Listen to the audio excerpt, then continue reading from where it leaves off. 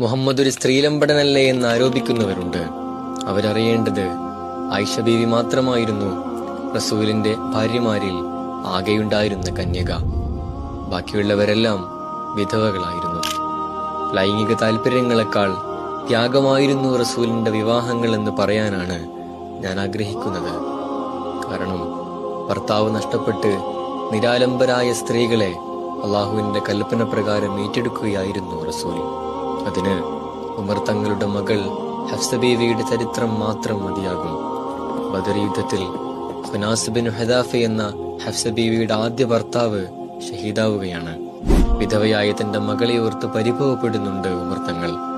സിദ്ദീഖ് തങ്ങളോടും ഉസ്മാൻ റളിയല്ലാഹു അൻഹുവിനോടുമെല്ലാം അവളെ ഒന്ന് ഏറ്റെടുക്കുമോ, വിവാഹം കഴിക്കുമോ എന്ന് ചോദിച്ചു ചെല്ലുന്നുണ്ട്. അവരെല്ലാം നിരസിച്ചതിൽ റസൂലിന്റെ പക്കൽ വന്ന് സങ്കടം പറയുകയാണ്.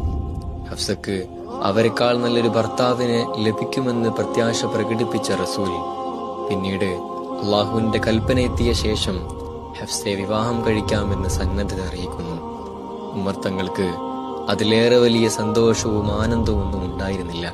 ആരും വിവാഹം കഴിക്കാതിരുന്ന ഹഫ്സയെ സ്വയം ഏറ്റെടുക്കുന്നതിലൂടെ റസൂൽ സഹിച്ചത് ത്യാഗമായിരുന്നു.